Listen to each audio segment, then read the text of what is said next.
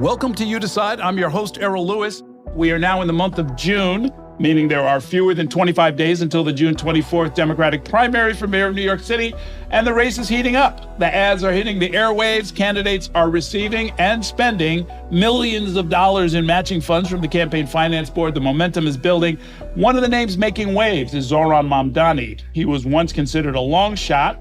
Mamdani has emerged, though, as the surprise success story of the Democratic primary.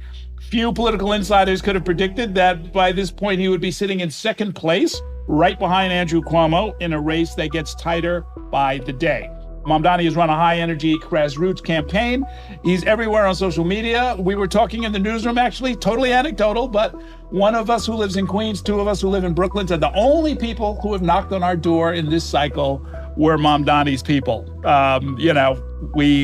It's anecdotal, but, he's on social media.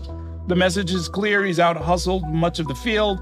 Some have compared him with the youth and energy of the campaign to that of AOC back in 2018. The big question is, can he close the deal? Can he close the gap with Cuomo, who, by the way, is, I think, literally twice his age? I haven't spoken with Zohran Mamdani in a while. It's safe to say he's doing very well, but he's made a little time for us little people. So let's dive right in. Great to see you. Great to see you as always, Errol. So now, this is only your fourth campaign, and it's the first one that's bigger than an assembly district. What has this experience of running citywide been like? It's been incredible. This campaign is a love letter to this city. This is the city that I moved to when I was 7 years old. It's the city I grew up in. It's the city where I got my citizenship. And it's a city where we know there are so many cities in one. And to run to represent all of it means the opportunity to do calisthenics with 80-year-old grandmas in Brownsville to start the day, and then go to Friday prayers in Richmond Hill and crisscross across the 5 boroughs that for too many New Yorkers have been places that have been forgotten by our city's leadership. And this is a message for each one of them, a message for a city they can actually afford. There's a little bit of news shortly before we met. Politico reported that at least initially your supporters in the DSA, Democratic Socialists of America, figured you had no chance at winning, but your campaign would be a good way to spread the group's message, get new members. Candidates always see it a little differently. Have you been running to win? There's a lot easier ways to do those things than to put yourself out there. So I don't know if this was ever part of your plan. No, I've been clear from the beginning. This is a campaign to win. Okay. And as we've surprised people, as we've made statements, we are always clear that that's insufficient in and of itself. Mm-hmm. This is a campaign that we not only are planning to win, but actually we're confident of doing so. Because 8 weeks ago, Andrew Cuomo was winning the final round by 40 points. 2 weeks ago, we cut it to 20. Earlier last week, we brought it down to 12, and then a few days later, we brought it down to less than 9 points. It's a single-digit race with around 3 weeks to go, and we're right where we want to be. Okay. Some people, I'll come back to that in a minute. Some people get confused about party loyalty. You're endorsed by the DSA. I think they were first, actually, publicly. You recently were ranked number 1 by the Working Families Party, and of course, you are officially a candidate for the Democratic nomination. So, how does that work? If you don't win the Democratic line for some reason, would you be supporting the winner of the primary? I am focused solely on winning that primary on June 24th, and I'm confident in our ability to do so. And ultimately, I'm running as a proud Democrat and someone who wants to bring this party back to its roots of serving working class people across the city and across this country. And I think we have many examples of leaders who have done so in the past, but sadly we can't find them in our current mayor or our former governor. So let me ask it another way. Have you, as a condition or during your discussions with the Working Families Party and the DSA, told them that you plan to run in November no matter what? No, there's been no commitment made because ultimately our focus is on June 24th. Okay, fine. Is this a generational fight? Cuomo is much older. I think he's twice your age. How old are you? I'm 33 years old. Yeah, he's literally twice your age. Yeah, he will be 72 by the end of his first term.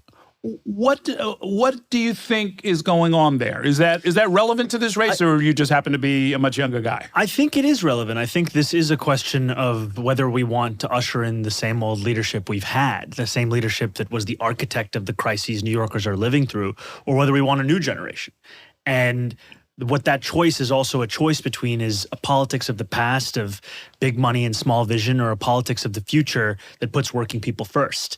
And we need to turn the page on Eric Adams. And when we do so, understand that Cuomo is running for Adams' second term. It's the same donors, the same corruption, the same agenda. Oh, tell me more about that. I mean, because the two of them have exchanged some words. They don't seem to be terribly fond of each other. They have now, but I think for a long time, what they have shown is a willingness to keep putting their thumb on the scale against working class New Yorkers. I mean, you think about the greatest powers of being the mayor of the city. One of them is that you set the rent increase or lack thereof for close to 2.5 million New Yorkers who live in rent-stabilized housing. Mayor Adams has increased at 9%, is proposing an increase on top of that by close to 8%. Andrew Cuomo has made it clear that he would continue that policy of rent hikes. He went to the Real Estate Board of New York, embracing them and saying that he regretted the 2019 HSTPA, one of the most important fights for tenant rights across the city that has kept New Yorkers in their homes. And for him, ultimately, the importance is not people, it's profit. Well, when it comes to that question of whether there should be a rent freeze, there's the immediate question, and you've made clear, I think you were one of only a couple of candidates who've said, if I'm elected, there will be a rent freeze, period. Let's open the lens a little bit. It will always be politically advantageous to promise a rent freeze because most voters are renters, right? At some point, you have to sort of think it through economically in a way that sort of takes into account rising prices. How would that work if you're the mayor? Absolutely. Well, you know, it's interesting. You'd think it would be politically advantageous, but the issue is that for many of these politicians, they are bankrolled by the real estate lobby. And so they are hesitant to take any kind of decision that would come at the expense of their donors. This commitment to a rent freeze is also a reflection of the economic realities. We are speaking about a tenant population that has the median household income of $60,000 a year, a set of landlords that have seen their profits increase by 12%, and the ability for relief within that. And ultimately, however, we need a mayor who understands that the affordability crisis also extends to homeowners and landlords. Mm-hmm. And there are things within our power to ensure that we lower some of those costs. I'll give you an example where Eric Adams raised the water bill to the highest it's been in 13 years. Eric Adams sided with Con Edison when they wanted to raise gas and electric by $65 a month. I know that because I was in that negotiation, and I was one of the few who opposed it, while Mayor Adams went with Walmart to support Con Edison. And finally, property taxes. Property taxes, we know, are unfair, they're inequitable. Adams said that he would address them within 100 days of taking office. He's instead sought to defend them in court and lost time and time again. Mm-hmm. And these are also a number of the different ways in which we can ensure that we're bringing costs down for everyone and understanding affordability as a crisis for every New Yorker. I guess what I'm getting at is, do you see that as a negotiation? Whether you're talking about, utility, housing costs, or, anything that America can actually influence or control, is that, sort of one-sided forever? Meaning, you tell landlords your profits are going to be 2% and that's all it's ever going to be? Or is there some other kind of process? I think ultimately we need to make decisions that reflect our reality. And the decision that I've committed to is freezing the rent for the next 4 years and in doing everything in my power to ensure costs are low for everyone. And part of it is an understanding that raising the water bill as a means to raise revenue for the city of New York is regressive in a manner that is not befitting leadership of this city. We need to actually raise revenue, but do so in a manner that's progressive. And that's why our proposals to not only fund our economic agenda and start to Trump-proof our city have been twofold. The first being raising the top corporate tax rate of the state to match that of New Jersey, going from 7.25 to 11.5%. That raises $5 billion. And the second is to raise the personal income tax on the top 1% of New Yorkers who make $1 million a year or more, by a flat 2% increase. Both of these things leave New Yorkers and those corporations paying less in taxes than they did before the first Trump administration. Mm-hmm. They also raise the kind of money, $9 billion, of which an additional $1 billion comes from good government reforms, that can not only pay for this agenda, but also increase the quality of life for all New Yorkers, because you hear that again and again, that people are feeling the lack of that quality in the services the city is providing. And part of it is because we've had a mayor who's uninterested in both in governance, but also in delivering excellent service through city government. the changes that you're talking about that would have to be approved by the state legislature, of which you are a member. Yes. What's your sense of the likelihood of that? I mean, the governor has said more or less publicly that those kind of proposals are going to be dead on arrival. You know, the governor has indicated reticence around personal income taxes. There has been a greater openness around the question of corporate taxes. But what I've seen in the legislature, who are equal partners in this endeavor, is a continued appetite for these kinds of taxes. You can find it in every year's one house budget, where each house of the legislature puts forward its vision. It includes an increase in corporate taxes, an increase in personal income taxes. And in my first year in Albany, I went through a similar fight where we were fighting to fully fund the very public schools that Andrew Cuomo had starved. And we were fighting to tax billionaires and corporations, his very donors. And we overcame his objections. We raised taxes on them. We raised about $4 billion in new annual revenue, and we're able to fund those schools. And so that's an experience that is one that I think of often as to both what is possible and what is necessary. Have you talked with any corporate leaders? Depending on the topic, some of them are really quite open to some of what you're suggesting here. Yes, I have. And that's been part of my commitment to speak to each and every New Yorker, especially those who are skeptical. Because for too long in our politics, there's this sense that, you got to be with me on everything in order to even engage with me. And I think we need to go back to what Mayor Koch used to say, which is if you agree with me on 9 out of 12 issues, vote for me. 12 out of 12, see a psychiatrist. You have to have that openness. And I've had those sit downs and we've talked through disagreements. And I think ultimately one point of agreement, however, is that whether you're a corporate leader, whether you're a small business owner, whether you are a worker, you know the affordability crisis is affecting the city. And from the vantage point of those corporate leaders, one of their biggest issues is how they can retain and attract a workforce in a city that's become the most expensive in the United States. Yeah. And when I make it clear that this is not a revenue proposal in and of itself to tax the rich. This is a revenue proposal to fund these kinds of programs which transform the quality of life in this city. I mean, if you are a tenant, to have the stability of knowing that you will pay the same thing you pay this year next year, it lets you know that you can afford it. If you're going to raise a kid in this city, to know that you can take a $25,000 a year expense off your back, that transforms what's possible here. And I think even, when I talk about making buses fast and free, it's important to acknowledge this was an idea that was introduced by Michael Bloomberg, decades ago in speaking about crosstown buses, because it's not just economic relief. It's also the quality of that ride, that you can get on at every part of the bus, the back door, the front door, that you actually see a decrease in assaults on bus drivers, 38.9% in the fare-free bus pilot I won, and that you also see a real increase in accessibility. Because when we go for these kinds of means-tested programs that say certain New Yorkers qualify for certain subsidy, you'll see you lose about 50% of the eligible population. But when you make it free at point of service, you are serving far more New Yorkers, and you're not getting trapped in the same bureaucracy that failed those New Yorkers. On the buses, the crosstown buses always made sense. That, what they call dwell time, meaning when you're sitting there waiting for people to pay their fare or making sure people are getting on and off, that's where you lose a lot of time, and it makes crosstown traffic that much worse. As a general proposition for every bus, I think it starts to look a little bit different. And I wanted to ask you about, I was looking at, where has this ever been tried and what happened with it. And I think it was Portland where they tried it in 2012, and then they had to shut the program down. They said it attracted a lot of rowdy teenagers and homeless people. And, for most New Yorkers, you'd be like, yeah, that sounds about right. How would you deal with that? I think what gives me such confidence is that we won that fare-free bus pilot here in New York City, thanks to my and Deputy Majority Leader Mike Gianaris is winning it in the 2023 budget in Albany. And we made one bus route free in each of the 5 boroughs. And we heard many of these concerns. And ultimately, we didn't actually see them play out. We didn't see any increase in homelessness on these buses. We didn't see any increase in any kind of incidents, be it with rowdy teenagers or whomever else. We actually saw a decrease in assaults on bus drivers, 38.9%, an increase in ridership of up to 38%, and actually a decrease in congestion because 11% of the new riders got out of a car they were driving, taxi they were taking, got on the bus. And what was so exciting for me to see is that oftentimes when you talk about public transit, you talk about the importance of it, it's framed as if it's an issue that is ideological in some way.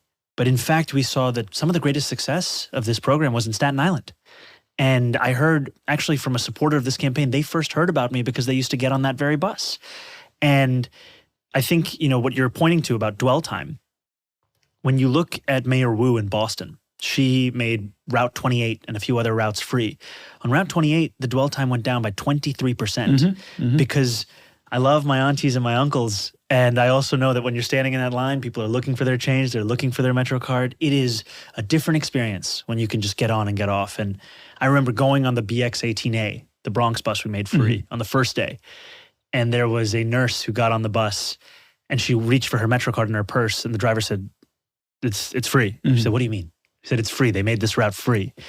And she looked at him and then she just danced down the bus to her seat. And do the electric slide, right? Because imagine you're a New Yorker. When do you get that break? Sure. When do you get someone who tells you, hey, we've got you? And I think that's what we need city government to do. We need a city government that takes care of its people and surprises them with the fact that it's sincere about it. Was there anything you thought Cuomo was good at? Your time did overlap with him to a certain extent. It's hard to say. As soon as I came into Albany, he was found to have sent 15,000 New Yorkers to their deaths through his COVID-era nursing home policy. I was one of the first assembly members to call for his impeachment prior to the sexual harassment allegations. And I take it you've never spoken to him personally about that or anything else? I've never spoken to him in my life. I've only seen him 3 times. And part of that is a function of him running a campaign likely from the suburbs. We do not know where he lives. We do not know where he is. But even in the Capitol, I mean, you were working in the same building. Never saw him. And I've seen and spoken to the governor, the current governor, Hochul, many a time.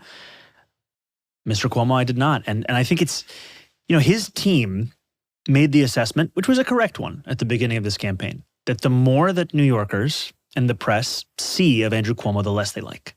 So they want to hide him. I was at a church yesterday. Every candidate polling above 5% was invited. We were all there. We were told all the candidates would sit in 2 pews. And I sat there with Controller Lander, Speaker Adams, former Controller Stringer, and Mr. Cuomo was supposed to be the first speaker, and we looked around and he wasn't there. And we went through the program, and as soon as it got to his point, he arrived. Didn't sit, went straight to the stage. And what I heard after is that he had been driving around in a car, waiting until the exact moment so that he did not have to see anyone beyond that which was required. And that is not someone who's fit to be the mayor of this city. You might not like the questions. You might not like the people, but you're the mayor. You have to engage with all of it. And to think you can run a city from within a bubble is something that is so out of step with what the city needs. And I think that's what we're going to see on June 24th. When I think of, I should not pass up this opportunity to renew our invitation to Andrew Cuomo to come talk to me on this podcast, on television, or anywhere else. Come on. I've talked with his folks. I don't know that it's going to happen. But do they talk or do they just yell? No, they don't. I mean, they don't yell at me. They yell at some people. They don't yell at me. But I'll tell you what it is, as far as I can tell, is it's pure strategy. It's pure strategy. They're like, we're ahead in the polls. We're ahead in the fundraising. Why should we expose ourselves, right? And I give a version of what you just said. I'm like, well, it's just not the right thing to do, right? Yeah. Because how you run is how you govern. You among other things, you're not just trying to win a race. You're also, creating the basis on which you're going to govern. Yeah. They don't see it that way, and they can say, Andrew Cuomo has won, been involved in either as a candidate or as a campaign manager in something like 15 statewide races. We think we know something about this business, Mr. Journalist. And I'm like, okay, but you do what you do you, but. The mayor of New York City is a fundamentally different job. And to think of this in many ways as a rebound after having to resign in disgrace, it is offensive to New Yorkers. And I think, what that campaign is facing now is a reality that the way they've run this race has left them now in just a single-digit lead. And he would rather run a red light than answer a question from a journalist. His team would rather call those journalists protesters than acknowledge that he's hiding from them. And with these 20-odd days left, they're trying to breathe oxygen into something where they've been running away from it for so long. There's, I'm sure you've heard them too. There's rumors that there's panic within that camp and so forth. But look, if your theory is right, it'll play out the way you want. Let's talk a little bit about your personal story. Actually, let me ask you just before we get there. Yes. When was the last time you spoke to Andrew Cuomo? It's been a while. Longer than it should have been. Longer than it should have been. I think probably, because it's podcast related, I don't normally talk about this kind of stuff, but I think the last time I spoke to him personally one-on-one was when I asked him to participate in a 3-part series we did about his father. We did a documentary podcast series. And he said he would participate, and that never happened, but, it would have been nice. But look, I've been doing this for a long time. I've been doing this my whole adult life. People say all kinds of things. You politicians, you're aware of this. Politicians will often say things that they absolutely don't mean, right? And I don't take it personally, but it's, But there's a track record there. I don't take it personally. I also don't forget about it. Yeah. Let's talk about your personal story. You're born in Uganda, which I love as a story. Tell us how that unfolded. And you spent a fair amount of your time. I get it that as a candidate for mayor, you want to talk about your roots here in the city, but you got roots all over the place. I do. Yeah. I was born in Kampala, Uganda, in East Africa. I was born in Zambia Hospital. And that's, I spent the better part of 5 years of my life in Kampala. My father then got a job at the University of Cape Town. We moved to South Africa for a few years just after the fall of apartheid there. And then we moved here when I was 7 years old. And Kampala is near and dear to my heart. It is. Have you ever been? No, have not. You have to. You have to. I was at a tenant association meeting at Lafrac City, and I was speaking about being born in Kampala. I was saying, my middle name is Kwame. My father named me after Kwame Nkrumah, the first prime minister of Ghana. And afterwards, these 2 people come up to me. They go, "We're Ugandan." Yeah, there you go. We've never seen a Uganda candidate. Right. And I joked with them that, I might be the first Ugandan to run in a democratic election in a long time. Well, you're going to carry little Kampala wherever that might be, probably in Queens someplace. Because, back home, the votes aren't counted the way they are here. That's funny. That's good. That's good. So you're mostly here in New York. Where in New York do you consider like your home neighborhood where you grew up? It's Astoria is my home neighborhood. That's where I have the privilege of representing in the state assembly. I grew up in Morningside Heights. I went to middle school there. I took the 1 train. Back then we also used to have the 9 train to 231st. We'd take the BX10 to Bronx Science. And that was a moment where my New York City just expanded. I was a captain of the soccer team, a captain and co-founder of the cricket team. These were the ways in which I saw not just the Bronx, but the rest of New York City. And it's very funny. I keep meeting Bronx Science graduates, Brooklyn Tech graduates. We all have the same thing in common, which is that we couldn't get into Stuyvesant. and I would get this sense that this is a city that just continues to expand. And I've had that experience, because after I graduated from college, it was in 2015 that I picked up a copy of The Village Voice and saw that one of my favorite musicians had endorsed his childhood friend, Ali Najmi, who was running for city council. And so I would get on the F train, I'd go to 169th Street, I'd knock on doors for Ali. And Ali sadly lost that race. And he told me the story of the day after where he went to a Dunkin' Donuts and he met an uncle there who said, "Ali John, so excited to vote for you." He said, "Uncle, the election was yesterday." And the uncle was surprised. And to me, it was also the story of, if we want to bring our community into politics, we have to ensure that we treat every voter with the respect that a consultant tells you to treat a triple prime voter. Right. 7 reminders, continued engagement. And so much of my work in local politics has been, how do we bring New Yorkers on the margins into the mainstream? How do we ensure that our city's politics looks more like its people? And I mean that also in the sense of, if you ask a New Yorker, when's the election? They'll tell you November. But we know that the decision ultimately is made in June in the primary. Sure. And trying to do both political education and agitation at the same time has been a hallmark also of this campaign, where February 14th, it's not just Valentine's Day, it's also the deadline to change your party registration. Sure. So we did a real push to get people back into the party. June 14th is not just the first day of early voting, it's also the deadline to register to vote, to change your location of your registration. Are you doing a registration push? Yes, we've been doing it throughout the campaign, and it's been so exciting because you see people, they've been New Yorkers for decades, some for their entire lives, and they've never voted. Yeah. And sure. and I don't blame them, because a lot of them have felt politics as something that has just disappointed them. They don't see themselves in it. And I've even met New Yorkers, lived here for decades. You ask them, where do you vote? I met a usually you'll hear like Georgia, you'll hear a swing state. Yeah, right? Yeah. I met somebody who told me they vote in Los Altos, California. I was like, what are you doing voting in Los Altos? Right. This is actually now a swing state. Yeah. And what can be more consequential in determining what the future of this party looks like, in whether or not it's a voice of the past or a voice of the future? And that's ultimately the choice we're coming down to, is this generational question of, do we want to bring back the exact leaders who brought us to this point, the architects of this crisis, or do we want a new generation that is fighting for something more than the crumbs that can't feed so many of our neighbors? Let me ask you about another biographical point. And you knew I was going to do this, but Mr. Cardamom, I want an explanation of this here. Let's get it.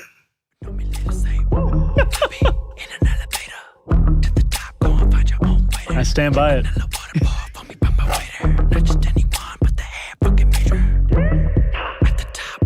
Anthony, you might have to beep out some of this.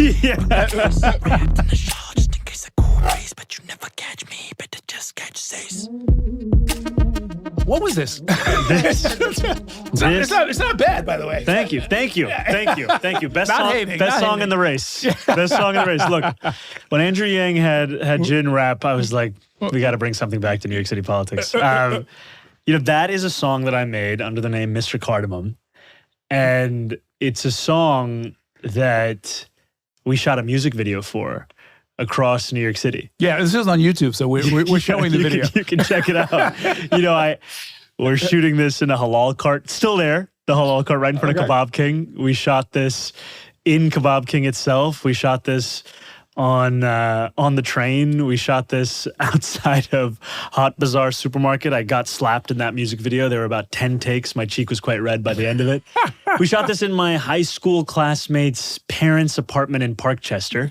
It's the opening of the video. Khan's tutorial was the end of the video. Yeah. Boxing gym in Brooklyn. I mean, in many ways, this was my New York City.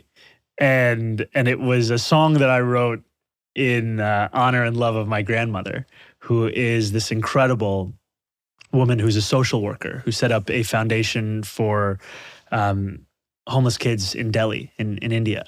And I had grown frustrated of how often we speak of our elders in a very narrow constraint. Mm-hmm. They are just this one way. And here was this grandmother who, after really her older life, had transformed what she was and who she did. And she was so much more than this quiet, petite Nani, this grandmother. Right. And so I took that to an absurd level with a grandmother who just, tells her son-in-law to get out of here. Good stuff. But it was a fun time. And you were asking me about my upbringing. At that time, I was telling you I used to take the 1 to the BX10. So at the time when I recorded this song, I would take the 1 to the BX10 to go the other way. Mm-hmm. I would take it to, instead of going to Bronx Science, I would take it to go to Fieldston because I was a tutor. I was tutoring kids to make money to pay for studio time. Got it. To record this song. And I remember sitting on that bus and having this feeling that I know many New Yorkers have had, where I was just like, how am I so stuck in my life that I'm literally on the same bus I used to take in high school, but I'm going the other way. I'm going the wrong way. Yes. And why can't I seem to break through? And what has pained me as a New Yorker is that this city, it's a city of possibility. It's a city where people come here to live out their dream, but it's one where we're making it such that you can't even afford to take a swing for most people, because if you don't land it, you'll have to leave. Sure. And we can't make it a place where failure is the end of your story, because so much of the successes we celebrate are ones that were built on years of failure. We have to make it where you can continue to try.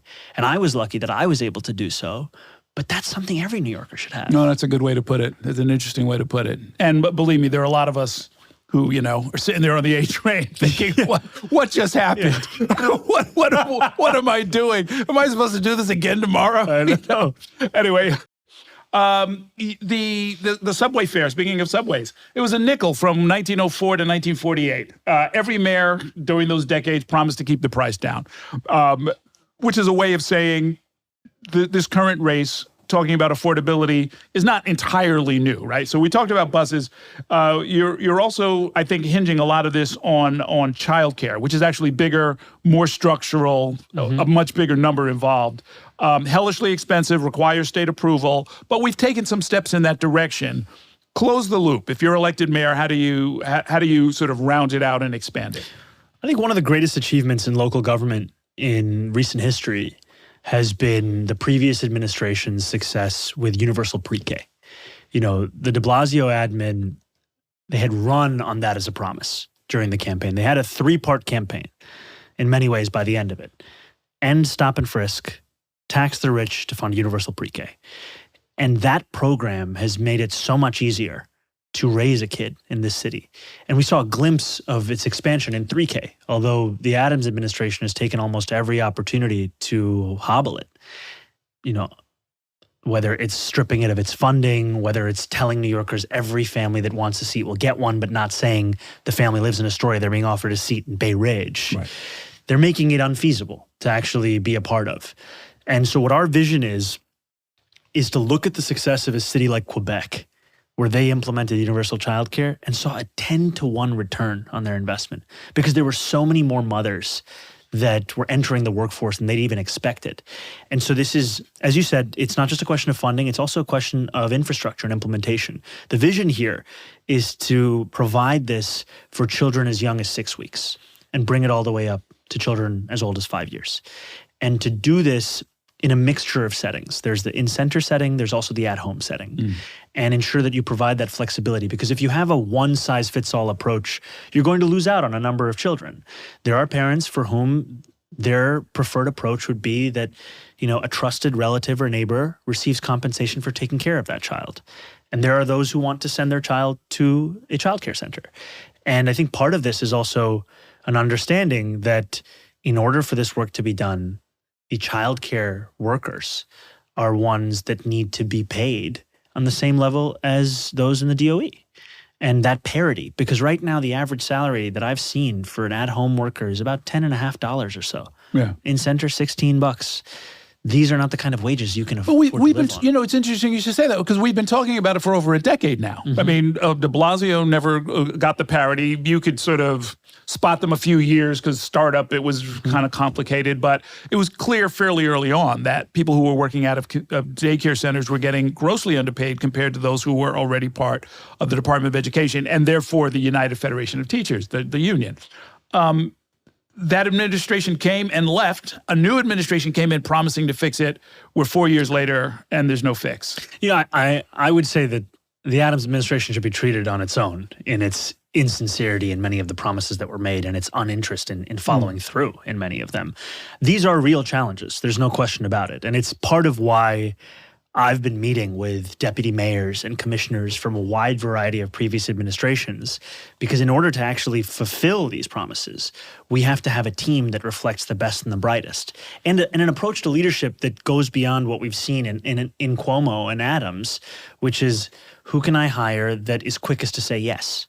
Who can I hire that I will micromanage to the end of their career? Who can I hire that will simply be a replica of myself? And we have an approach of, who can I hire that can deliver this?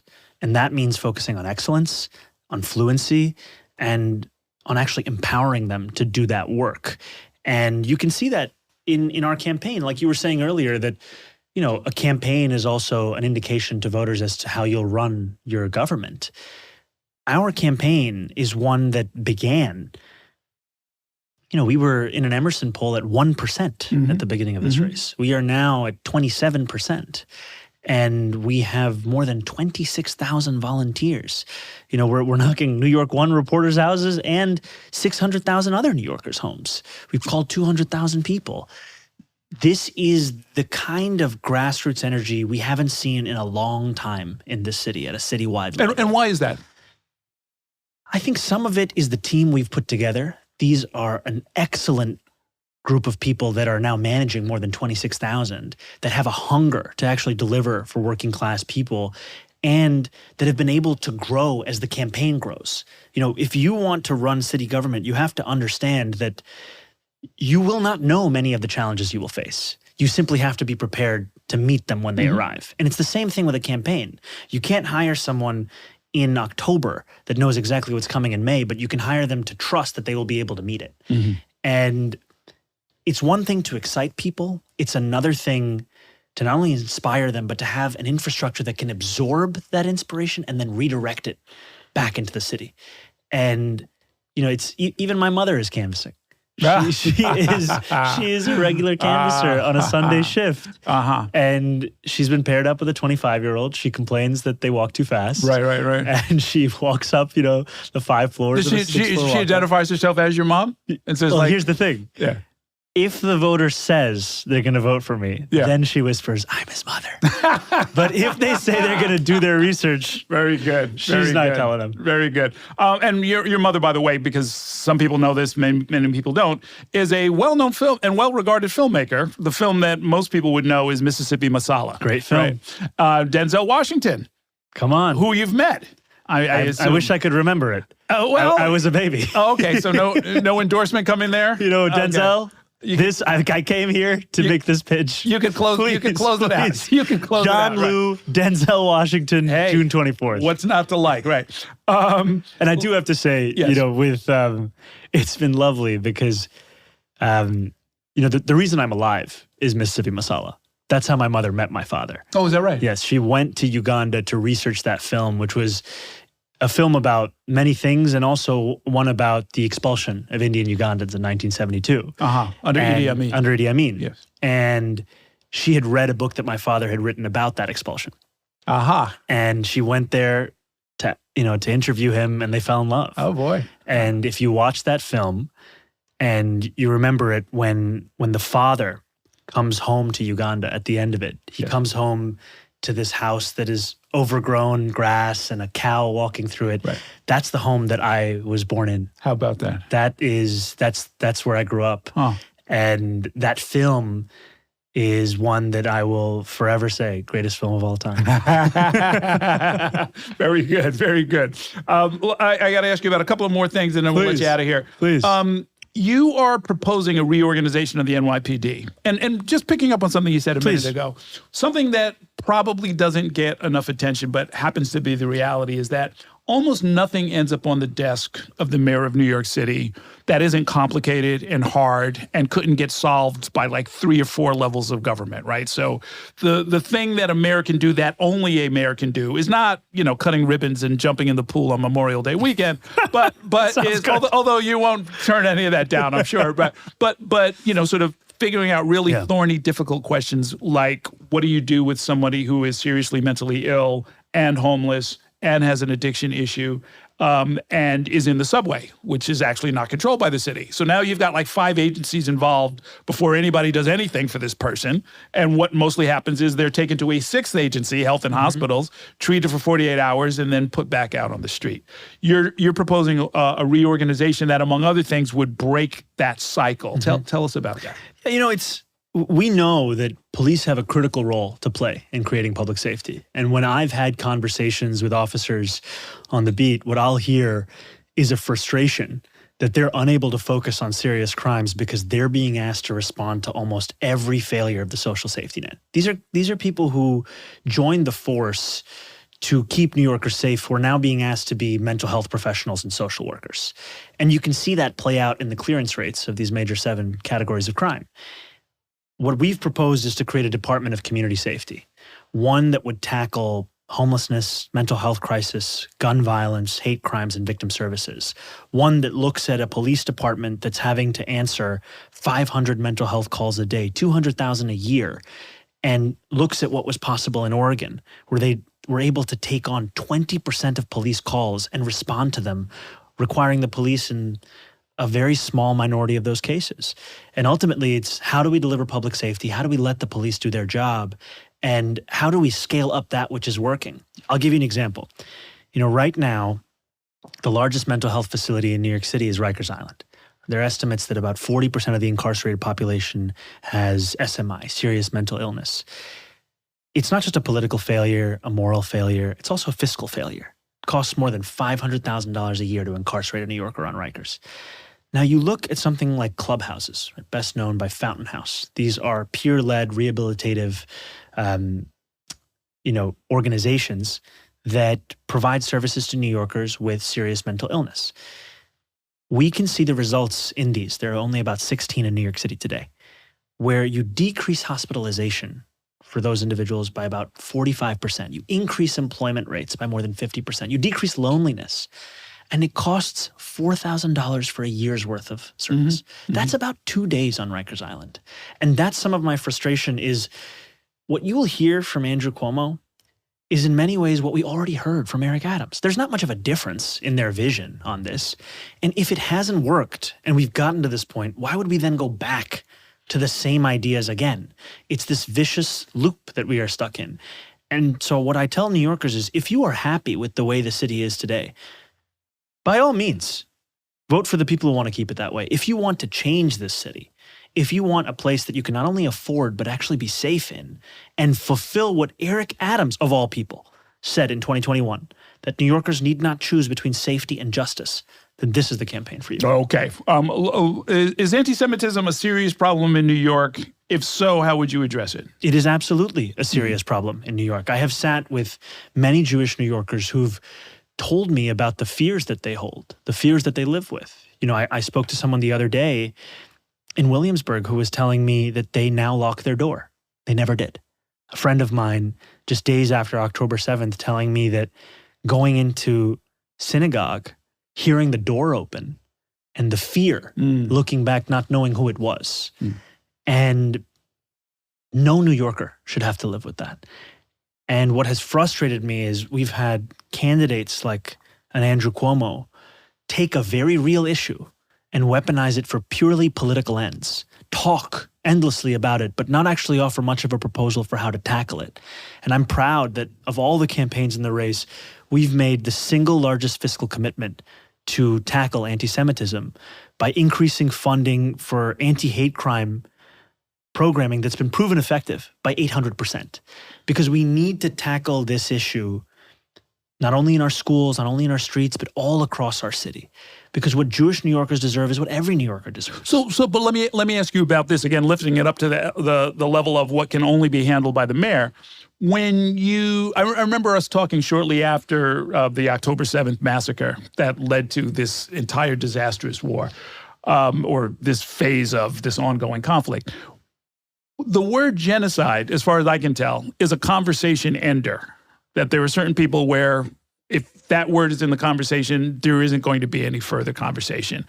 And I wonder how management of this conversation about the situation over there, knowing that it's fraught, knowing that it's ancient to a certain extent, knowing that it's not necessarily the job of the mayor to solve it, but it is the job of the mayor to make sure we have an intelligent, peaceful conversation about it here.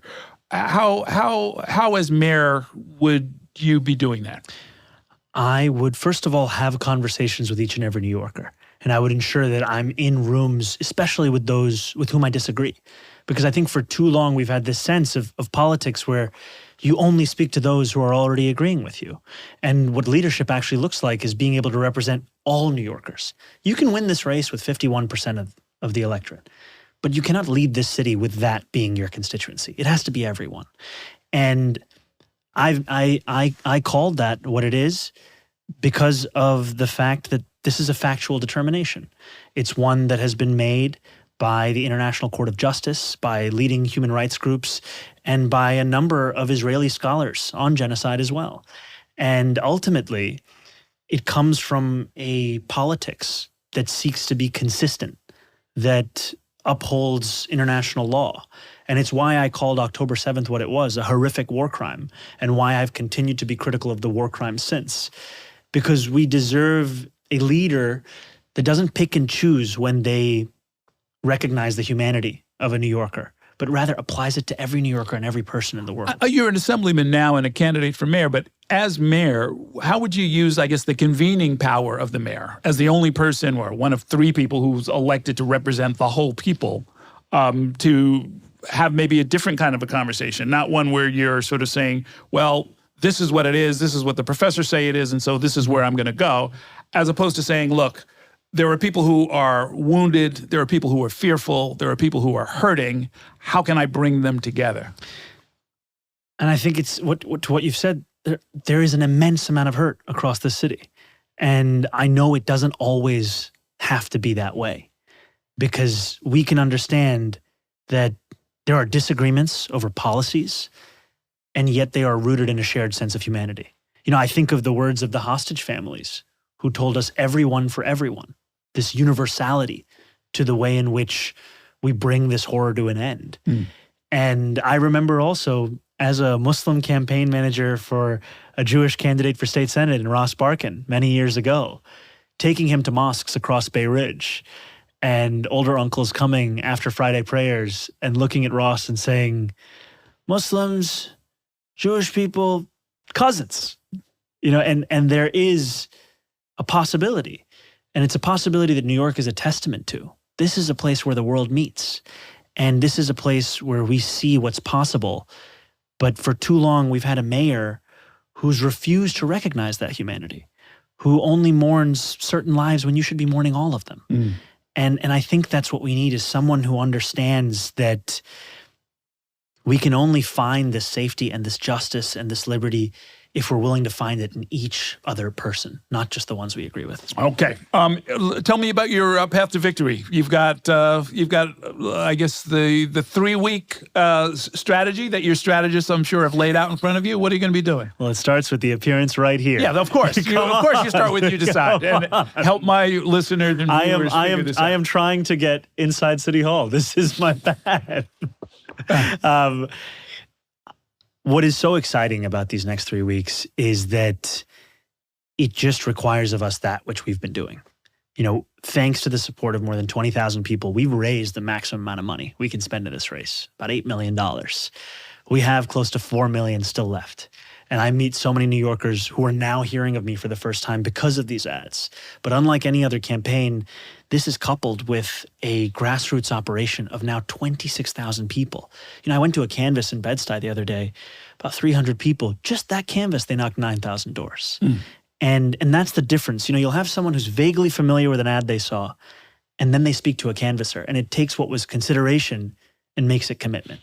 So it's continuing to make the case. We know we have the message of a New York that people can actually afford, of a New York that is no longer the most expensive city in the United States of America, one that goes from being a city of eviction for so many to one of invention for all. And the question now is more messengers for that message. What should I make of the fact that the polls at least say that you're not doing as well with black voters as I would have thought an actual African American would be doing? Look, I think the use of the term is misleading in its application to me, but what I've found is an incredible reception when I'm at black churches across the city, and also the fact that I'm running against a former governor who's the son of a former governor. I've met many pastors, reverends, who have told me, I'm with Mario's son. They don't even say his name. Right. It's a reflection of the legacy of his father. And what my job is to introduce myself. And, you know, for many months, I couldn't get that opportunity. And now every Sunday is double booked. Good. And ultimately, that's why I'm confident that the numbers we see now, they are numbers that are more driven by name recognition. But the numbers we'll see on Election Day, those are the numbers of New Yorkers who want something new.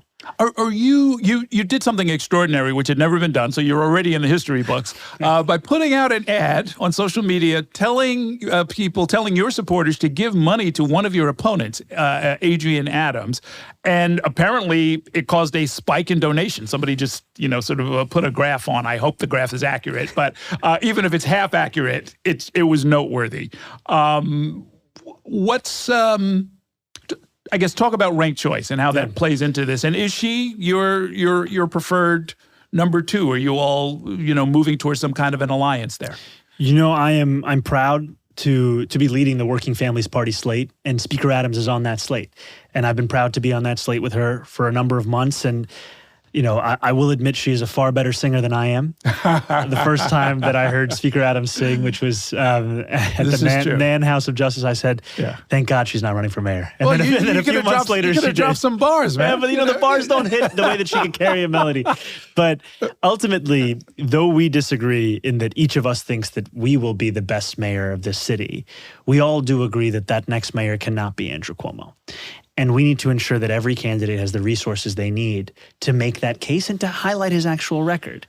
And Speaker Adams joined this race later than many of us did, was facing a much steeper climb, and was on the precipice of qualifying for matching funds. And I wanted to make sure that I did my part to help her do so. And I was so excited to see that she did, because ultimately, many of my supporters, they are looking to understand how best they can defeat Andrew Cuomo. And this is one way. And I haven't made any commitments as to who I will be ranking second, but I have made a commitment that before Election Day, I will share that. Because this is the second occasion of ranked choice voting in New York City. The first time around, there was a lot of fear-mongering in communities of color, in immigrant communities, as to whether ranking more people diminished the power of your vote. I heard many uncles and aunties who told me they bullet voted. Just one. Right.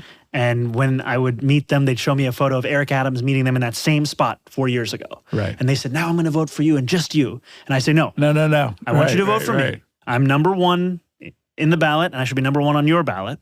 But then you should fill out your ballot and don't include Andrew Cuomo. And I've been telling people, with the Working Families Party slate, there are now 5 candidates they can put on there. They can put on Brad Lander, Adrian Adams, Eleanor Myrie, Jessica Ramos. This is the ability for New Yorkers' voice to not only be heard, but actually to increase the power of that voice. Okay. And that's an exciting opportunity that we have. All right. At some point, we're going to have to explain this to my listeners, and I'm not sure how we're going to do it. But I guess the short version of it is don't do bullet voting. That is always a mistake. And one other thing I'd say is only rank people that you would want to be your mayor. I met many New Yorkers who put Eric Adams as their 5th choice, not knowing their vote could actually get down to him. Sure. Anybody that you put on your ballot could be getting that vote. Yeah. So only keep it to the ones you support. Okay, very good. Best of luck. We'll see you at the debate. We'll see you out on the campaign trail. Thanks for coming by. Thank you so much. It's a pleasure.